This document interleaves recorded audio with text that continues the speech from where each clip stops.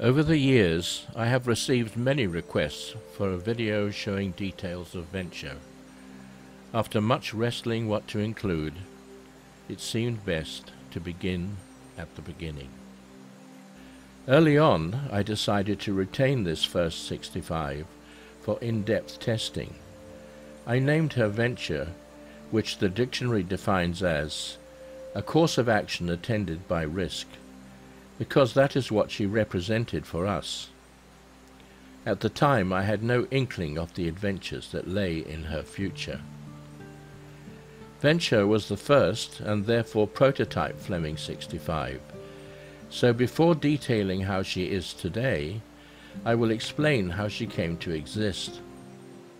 This will use some footage seen in existing videos, so for those who want to skip this segment, go to timecode 14 minutes. Like every Fleming, Venture was built in the Tonghua Yard in southern Taiwan, where we have been building our boats since October 1985. To use a musical analogy, my job has simply been to write and orchestrate the music, select and conduct the orchestra. But I can't play any of the instruments, so without the skilled and talented musicians, the result would be total silence. Someone has to tell the musicians what to play, so together we create a blend of art and engineering. Early thoughts on building a new boat in the 60-foot range arose in 2001, but it was 2003 before we started work on the tooling. Firstly, plugs, essentially full-size models, must be created from which molds will be made. These molds are then used to create fiberglass parts from which the final boat will be assembled. Assembly of the hull plug frames is an important step which is recognized by a special ceremony which includes firecrackers. It carries a risk, but to save time, the deck plug is created simultaneously with the hull. The finish on the plugs must be flawless, as every defect or error at this stage will be faithfully reproduced in the molds. The hull plug is blue, and the inside of the mold will be red.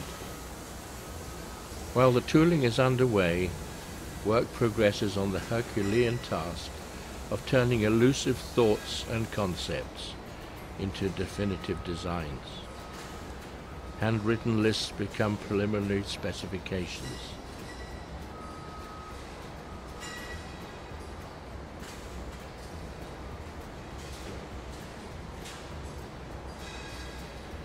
Vital performance and stability calculations are assessed. Each and every detail is pondered, designed and rendered in one of many hundreds of sketches, a tiny sampling of which is shown here.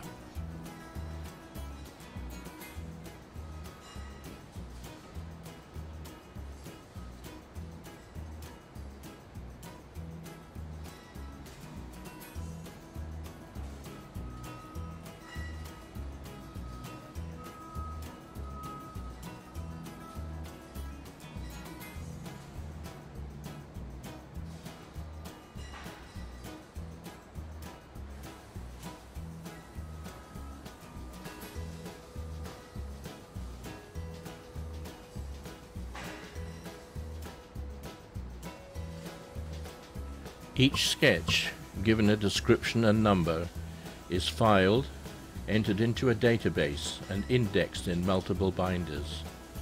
For safety, copies are kept in both Taiwan and the US. Fleming yachts are certified and built to exacting international standards, which require that each and every component, cable, hose, and material used in their construction has its own certificate, checked by an independent inspector. Fuel tanks must undergo a fire test to ensure their safety.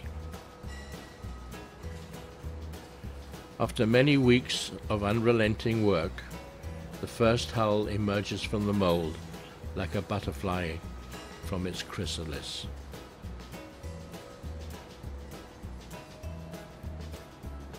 Ideas, together with drums of resin, planks of wood, coils of cable, and hundreds of components, are blended together by skilled craftsmen, and sketches become reality. Over the following weeks, the deck, the flying bridge, and myriad components come together.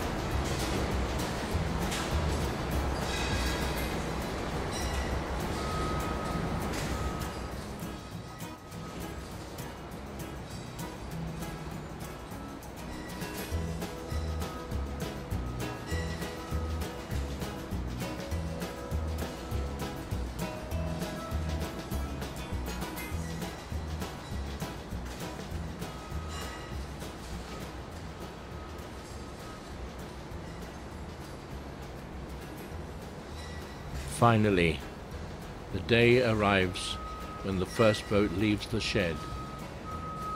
A huge mobile crane lowers her into the test tank. Firecrackers mark the moment when her hull touches water for the first time.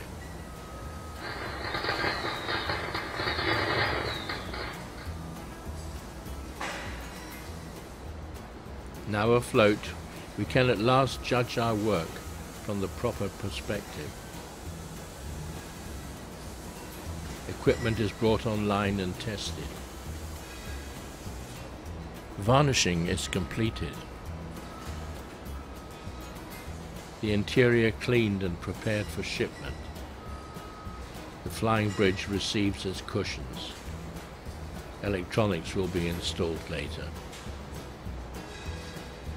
The giant crane returns and loads her onto the road transporter.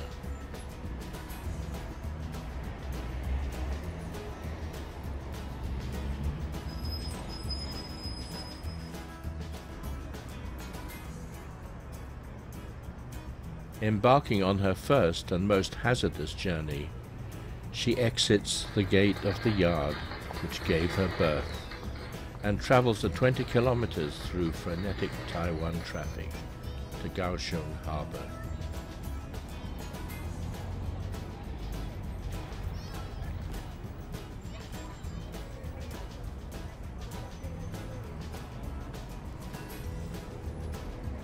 Here another mobile crane, at a cost of $10,000 per day, lowers her into seawater for the first time.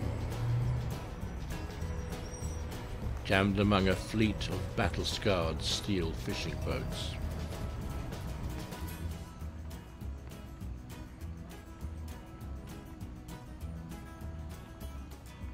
In the shadow of commercial ships, Venture finally comes to life under her own power.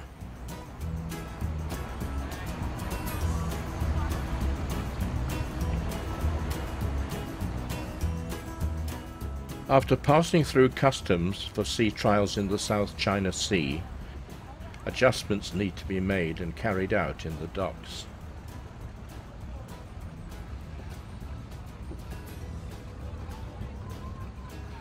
On Christmas Eve, 2004, Venture is brought alongside the freighter that will carry her from Taiwan across the vast Pacific Ocean to California.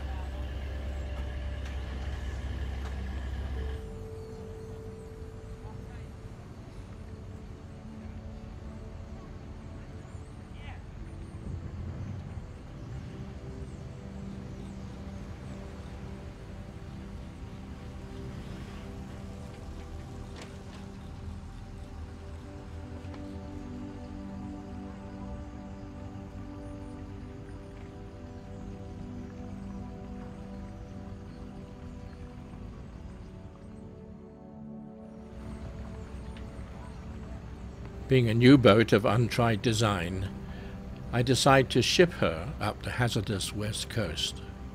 To do this, we must first drive her to Ensenada in Mexico.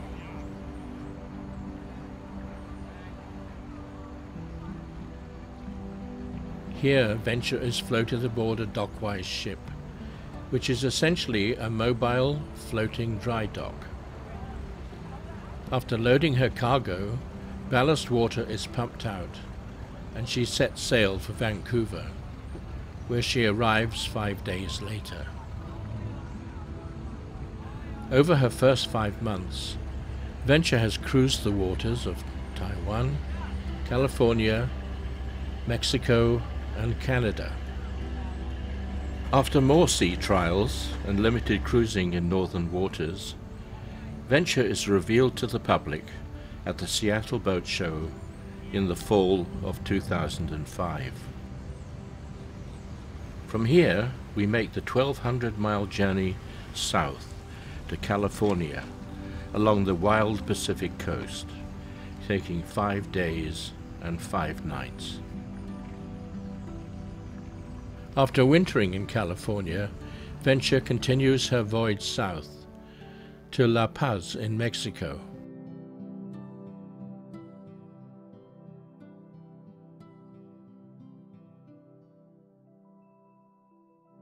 Here, once again, she is loaded aboard dockwise, this time for the Canadian port of Nanaimo in British Columbia.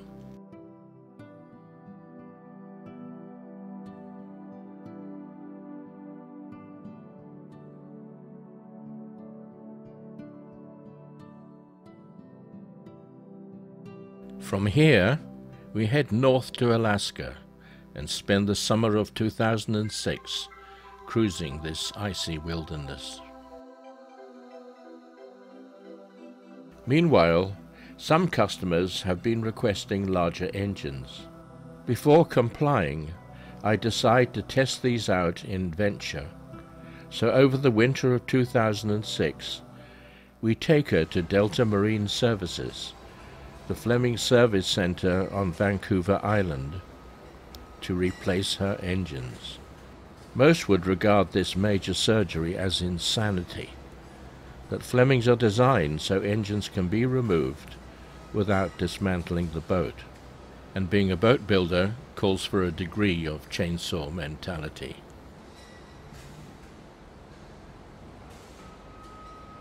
Original engines out, new engines in.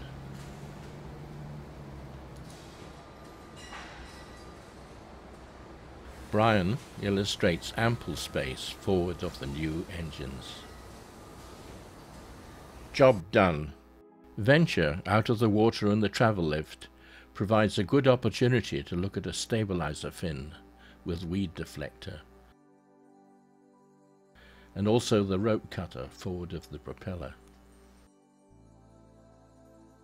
Over the years, Venture has served as a testbed for many new ideas and equipment. This is a summary of the major items which have been swapped out or modified.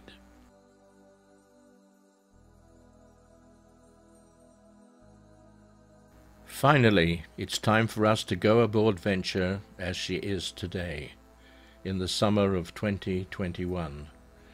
16 years after commissioning, and now with 66,000 nautical miles under her keel, equivalent to 3 times around the world at the equator.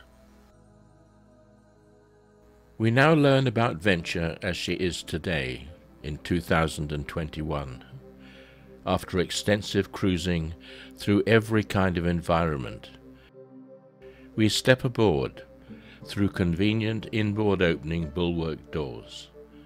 No steps are required.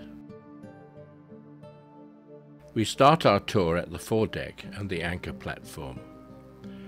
Being able to launch and retrieve heavy ground tackle is a key to getting a good night's sleep. The original windlass was reliable, but when replaced after 11 hard years, the replacement had a manufacturing failure. Now, all our boats, including Venture, are equipped with twin vertical windlasses from Australia. The windlass should include a capstan for those occasions when you pick up more than you expect. Okay.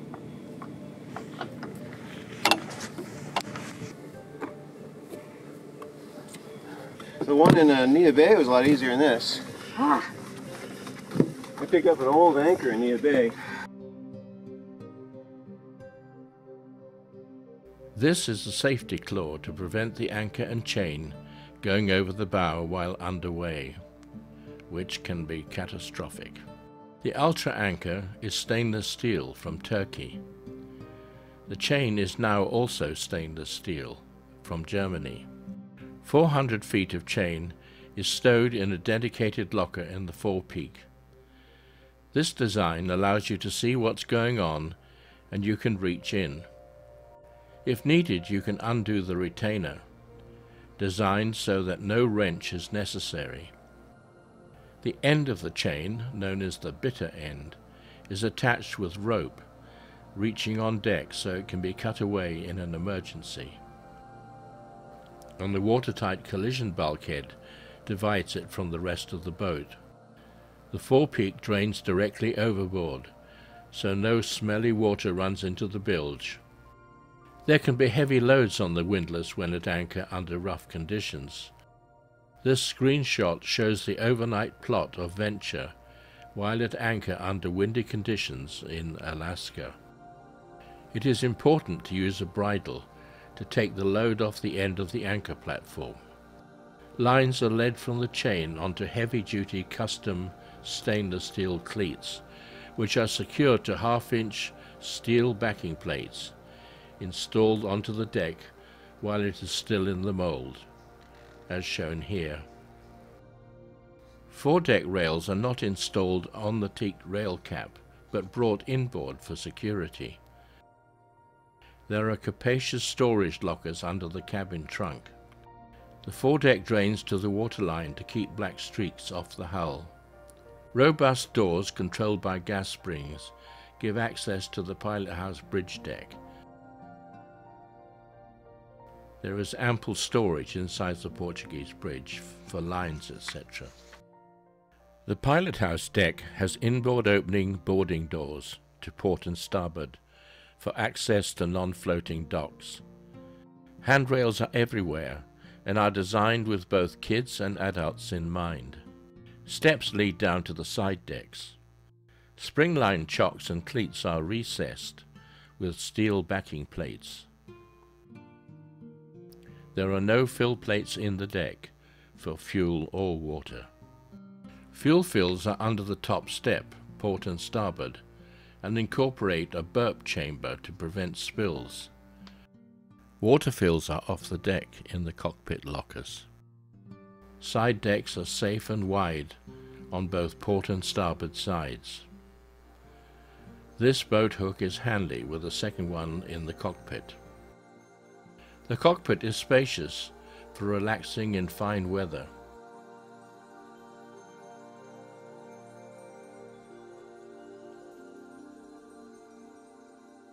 Winches are provided for Mediterranean moor, snugging up mooring lines, or adjusting a tow line to the tender while underway.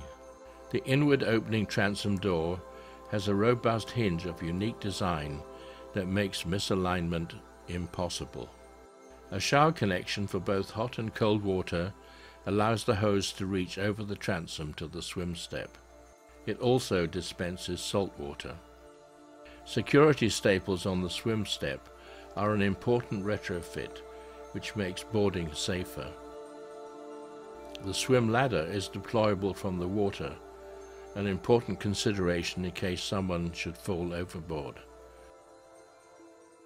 Sliding doors to the salon have latches to control their movement should they be left open in a seaway. Aft controls are provided for use when backing into docks. No steering wheel is necessary. The console has a removable platform for an electric barbecue. A camera allows the helmsman to keep an eye on people in the cockpit. Hatches to the lazarette have rounded corners. Generous deck scuppers discharge at the waterline. The skirt around the edge of the cockpit conceals the air intakes to the engine room. This hatch provides access to the lazarette, leading to the engine room.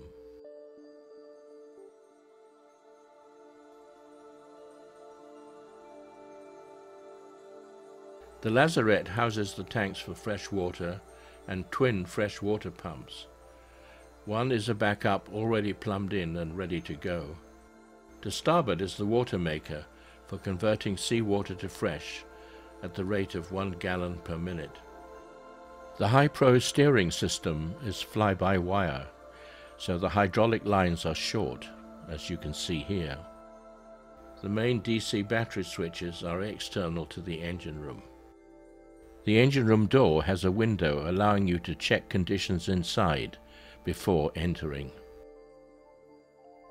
The engine room is the beating heart of a powerboat and is clean and spacious. The MAN engines installed in 2006 have accumulated more than 5,000 hours. The common rail fuel system operates at 25,000 psi and requires comprehensive fuel filtration.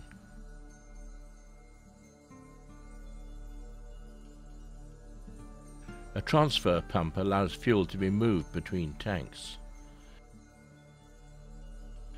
Fuel polishing equipment provides a backup. Sight gauges offer a traditional check on electronic readouts in the pilot house.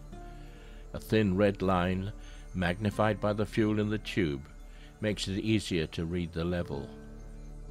Main engines and generator can run from and return fuel to any tank using intuitive fuel management valves. Lube oil changes are clean and easy using the oil change system. Everywhere is meticulous attention to detail. We have all experienced ripped fingers from hose clamps. Protected by shaft covers, the C-Torque shaft system eliminates the need for a stuffing box. The prop shaft rotates inside an oil-filled tube. The thrust from the propeller is transferred to the vessel through bearings inside the gold housing. With the thrust removed from the engines, engine mounts can be much softer and isolate the engines and reduce vibration. There are large house batteries that need to be changed from time to time. Although readily accessible, this is not an easy job.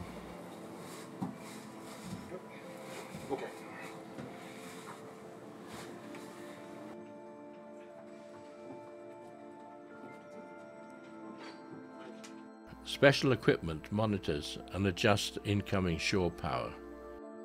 Powerful inverters convert DC to AC. If the engine room is the heart of a powerboat, then the pilot house is the brain. It is here that the vessel is monitored and controlled and becomes the nerve center. Here are some photos of it in use. The Panama Canal, Alaska glaciers, Scotland, and rough weather.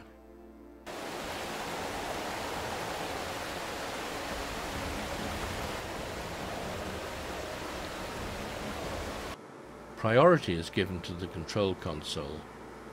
The screens display chart plotter, camera, and radar.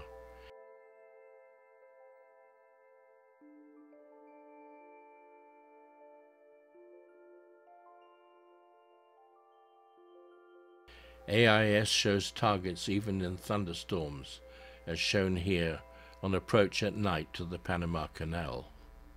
Electronics can be controlled from the helm seat by a trackball on a fold-away tray. The chart plotter keeps a record of the track. This shows the route we followed in southeast Alaska in 2018. For night passages, all instruments dim right down.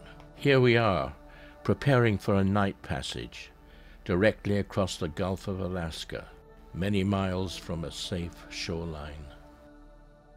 The Maritron system displays a wide range of technical and environmental information at the touch of a button. The recess at the base of the fascia provides more space for larger screens without raising the height of the console, while providing a convenient spot for binoculars, glasses, flashlights, etc. Additional instruments supply wind speed and direction and much other information. The steering wheel is of custom design and handcrafted at the yard.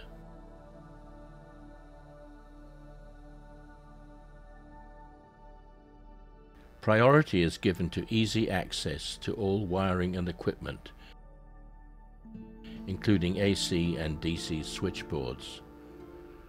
All wiring is numbered.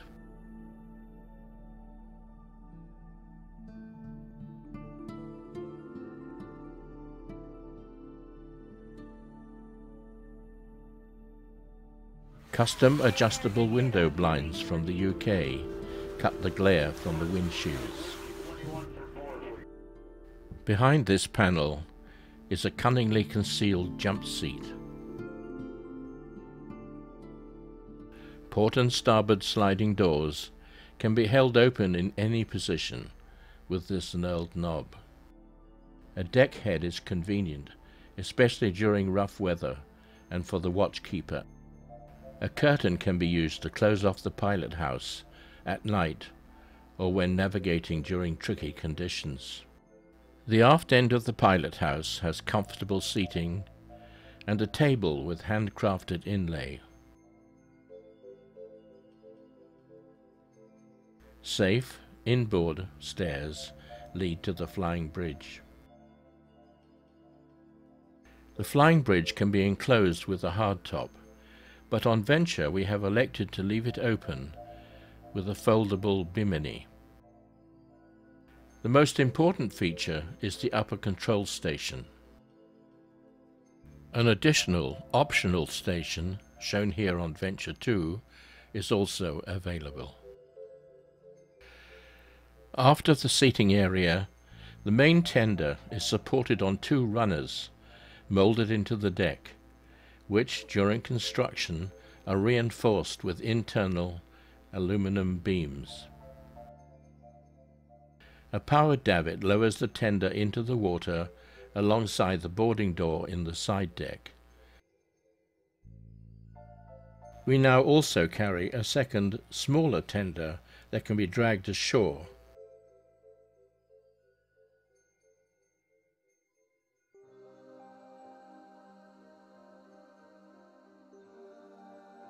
We have an 8 cubic foot freezer for long distance cruising.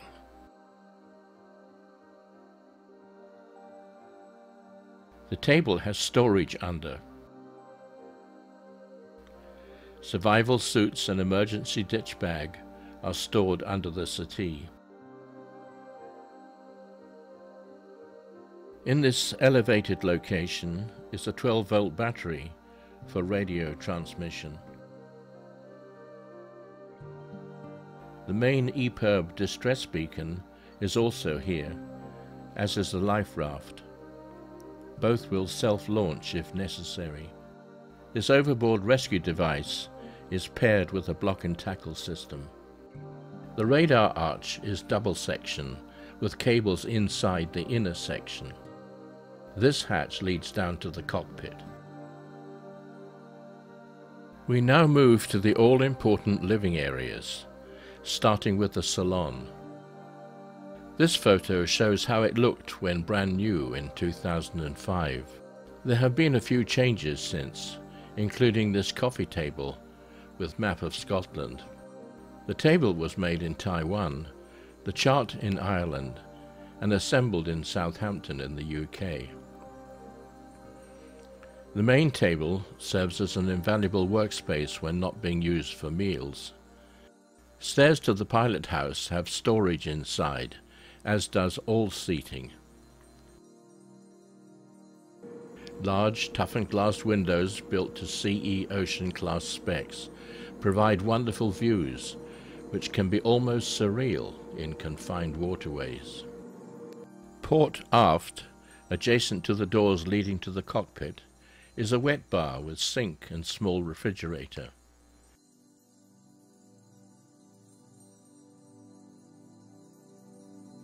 To starboard is a wine cooler and a TV which recesses into the countertop.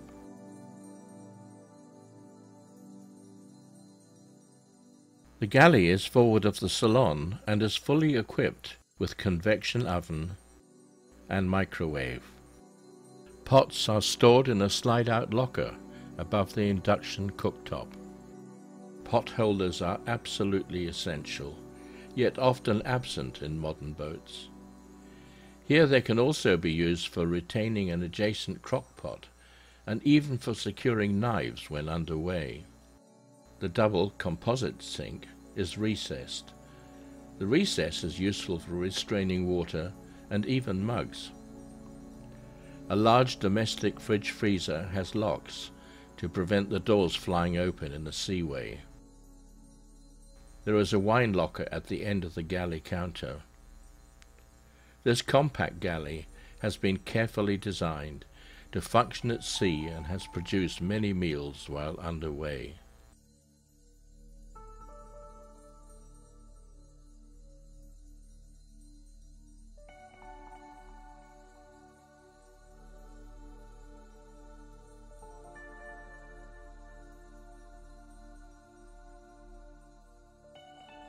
We now go below to the accommodations. The banister rail is but one example of the high standard of cabinet work to be found in all Fleming vessels.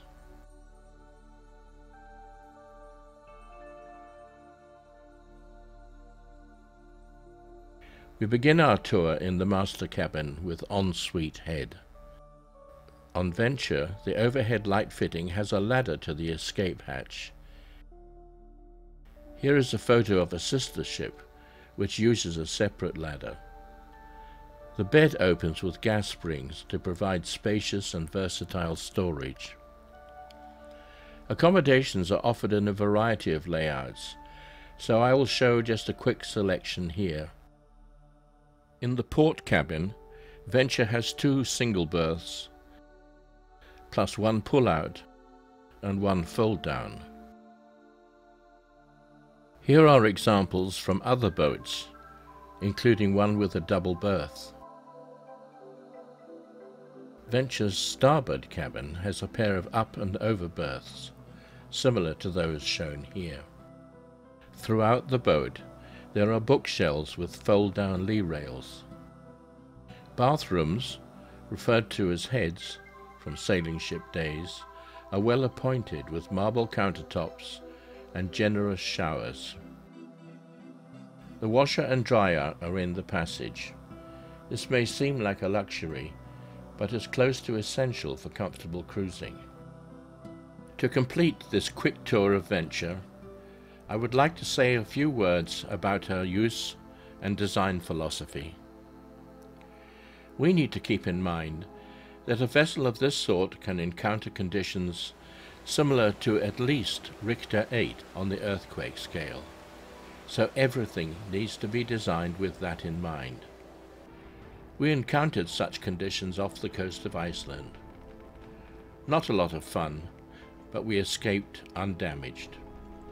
The crew might suffer, but the boat has to keep working. I consider Venture to be a mini expedition vessel, and as such we carry additional equipment, not just for our own security, but also to help others who may require our assistance. For example, the spare anchor we had to use in the Galapagos. We have 300 feet of line for towing. We carry a ditch bag in case we need to abandon ship in a hurry. Semi-submerged containers are a common hazard these days. For medical emergencies, we carry a heart fibrillator, an oxygen kit and a stretcher, along with sutures and a selection of medications. When going ashore in the tender, we carry a backpack with GPS, personal locator beacon, and emergency supplies of food and water.